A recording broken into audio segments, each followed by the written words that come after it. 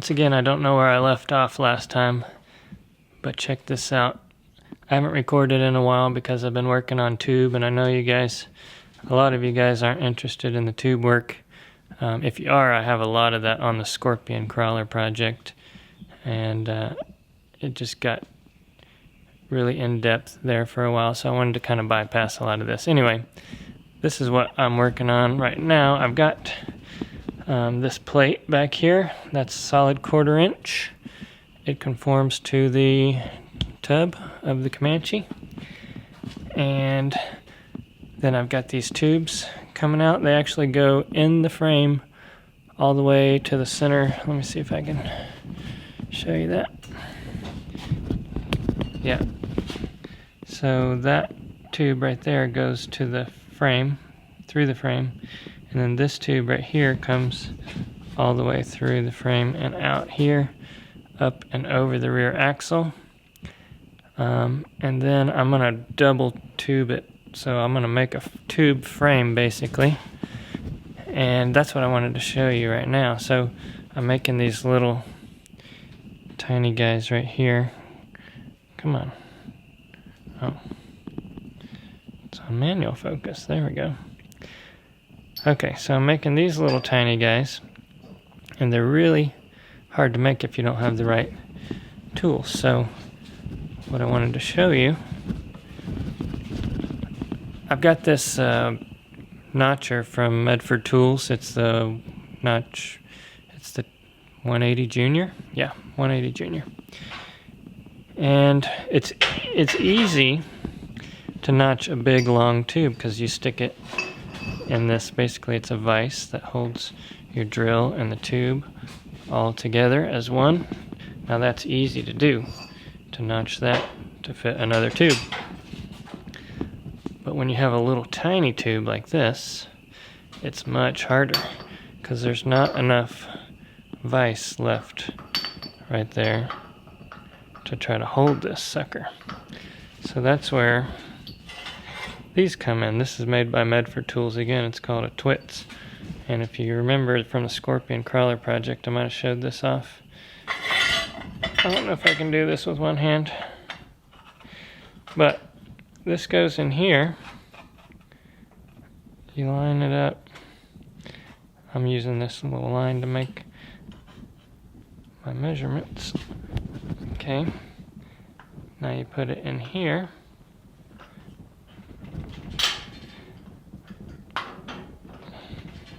Okay, let me get a tripod. Anyway, you put your tube in this other tube, basically. You could probably make one of these if you had the right size tube. It's a piece of tube with a notch cut most of the way down it. And you stick that in there, and it just lengthens your piece of tube. So no matter how short it is, you can still get it in the notcher here. And you just tighten this down.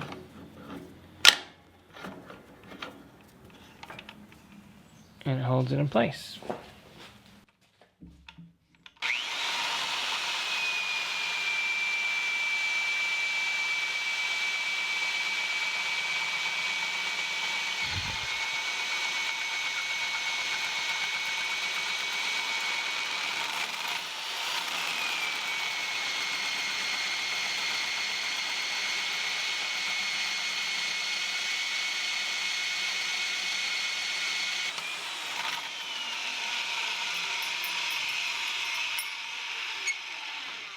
It's going to be a little hot. Let me get my glove on.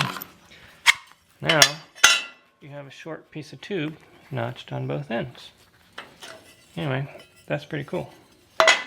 Check it out, guys. Now this, oh, was not supposed to happen. So this is the exciting part. This is where it actually starts to take shape and look like a vehicle instead of just a cab. Isn't that cool? I'm getting excited now because I can actually see it come together. So these pieces will probably, I was debating on how to angle them. I'll probably do them about like that. I think that looks pretty cool. You could pretty much do anything. You could come completely sideways like this, or all the way underneath. like that, which would be kind of funky. To go straight up and down, that looks a little too plain, I think. And like this, I think it'll look best just slightly out like that. The further I can get those two pieces apart, the stronger it'll be. If you can imagine having this piece down here right next to the other one, it wouldn't give that much triangulation and support. But if I put it up here, it's going to brace and kind of triangulate off of that, and it won't want to bend up at that point because now it's pushing on two different places. I'm also going to have some bars coming up over the top, of course, so there'll be a lot more than this. Don't worry about that. But we're just getting started here. I think that looks pretty cool. I think I'm going to go ahead and tack it up. Before I do that, I need to cut this angle right here. This is not the angle I want to cut it, but if it was, I'm sure you guys know this little trick, but let's say you want it to be flush with this. You just put your marker up here and you trace that, and whatever that line ends up being, that's where you cut it, and then when you go to put it back, it'll be completely flush. I found another good use for a tripod. Check it out. Works perfect to hold this in place while I tack it up. Ha!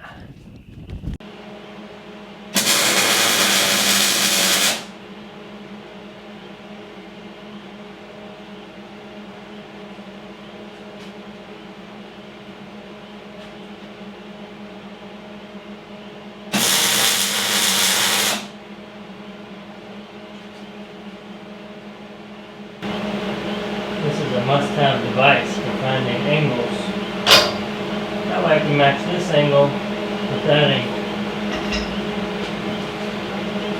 Check that out. That's pretty cool. I like it. If I knew how hard it was going to be to put a V8 truck engine with the headers that it has on it in this Comanche, I would have built my own frame, because that was a lot easier. Just making my own frame out here rather than trying to put all those strengtheners and stuff on it. But next time, maybe I'll build a complete vehicle from scratch one day. I think that would be cool. Start with nothing. No cab, nothing. Just build it all from scratch. Anyway, I think that looks pretty cool. There's not a whole lot of space in here. I can't really get back far enough. I need a little bit wider angle lens, I guess. Anyway, looking good.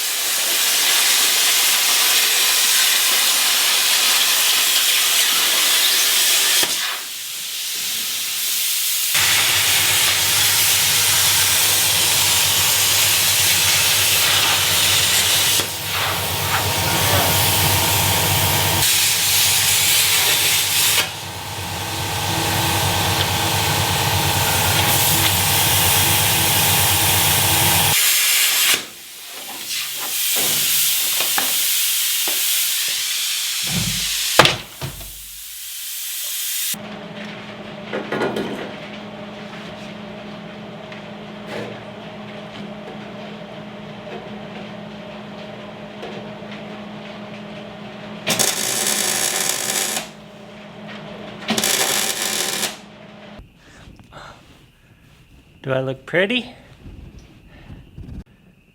Check out what I was up to while you guys were taking a little siesta there. It looks pretty easy and simple, but that's 2 days worth of work right there. I don't know if I'm slow or what, but those aren't just store-bought brackets. That's all custom. So I wanted to kind of match the 4-link angles that came on the CJ, but I couldn't use the brackets. For one, I couldn't cut them off, but I could have bought some more, but they actually welded underneath the frame rails on the square part of the frame. So instead of doing that, I wanted to get it up a little higher. That way you don't have anything to catch along the ground whenever you're sliding over a rock or something. So I ended up putting them up slightly higher. I needed to reinforce everything. I had to put this bar across the top. I had to add more metal down here because when I first made it, I cut out too much. Then I had to make all the brackets. Then I had to make the little saddle gussets and stuff over the top. That piece right there. And then the top one is welded to that tube. The bottom one is welded to that 1/4-inch plate on the back there. And then I also have, I had to make this little bar. Come on. I had to make this bar to span the distance between there so that I could get that at a 4-inch separation, which is very important apparently, so that you don't have all kinds of problems with your geometry. I also had to make, let me go crawl under here. I made some brackets or some braces. Come on, you can do it. To hold that on the back there so it's even stronger. Anyway, that's what I've been working on. So I didn't film much of that, but if you want to know how to make brackets, go back and watch the scorpion crawler videos. I basically just did the exact same thing using the plasma cutter, some flat 1/4-inch, drilled some holes, and voila, I should say, all done. So the next step is I'm making this rear stinger thing, whoa, to go back here. Let's work on that.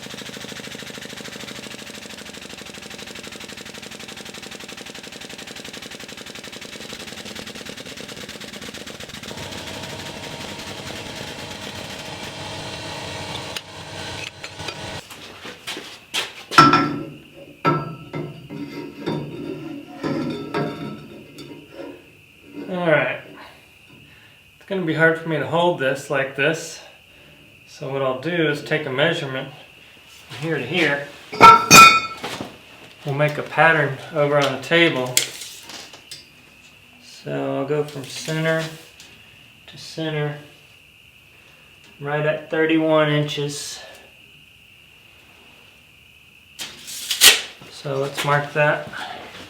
Mark it out on the table here, so we'll make a line here, measure out, what did I say, 31. Now we'll lay these on the table, and I'll know exactly where they need to line up. So right there, and right there, and then we need to correct for this angle. Right here, I got it close just by eyeballing it. Now I'll need to make it perfect. Somebody messaged me or emailed me the other day and showed me exactly how to do this. You know what it was? It was an email. I need to go read that again. There's a trick to making that angle exactly meet up. But I don't remember what it was. I need to go back and look at that. But for right now, I'm just going to grind away a little by little at the tops here until those fit together. If you're watching though, thank you for that. It was a really good explanation. I do need a video though. If you can make a video, that would be awesome. Actually, that's a lot of grinding. I'm just going to cut it at a less steep of an angle with my bandsaw again. Just slicing a little sliver off there. Alright guys, so here is my rear stinger. Now for those of you who don't know what a stinger is for, it's basically to keep you from doing an endo. So on the front, you have one of these, and when you're going downhill and you start to do an end over, it keeps you from flipping on your lid. So either it's going to catch you and stop you, or it's going to turn you sideways so that you roll like a barrel roll, which is much safer than end over end flipping down a hill. On the rear, it does the same thing. So if I'm going up a real steep hill and I start to flip over backwards, it'll either catch me right here, or it'll catch me and then turn me sideways into a barrel roll. So I just need to figure out the angle of this. For that, I'll use my nifty little angle finder here. And I want it to be somewhere that'll catch me before I start to endo. Obviously it wouldn't do very much good like this. I'll already be flipping by that point. So somewhere right in here, I would say. So I'll use this then to set up my notcher. We'll notch the bottom of these tubes.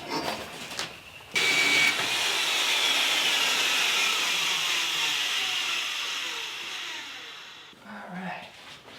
Now if I did everything right, this will fit right here. Haha! There you go, check it out. Now I just need to tack it up. I need to make sure to tack this before I weld this, because if I weld this first, then it'll move and it won't fit anymore. So I think that's what I'll do. It'll be harder to get in and out of here once I do that, but what the heck.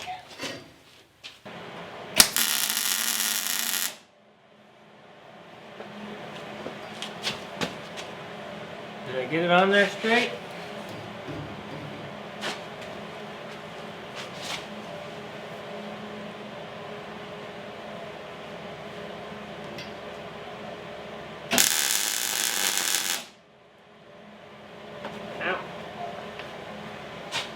There we go. Rear stinger complete. It's like a jungle gym now.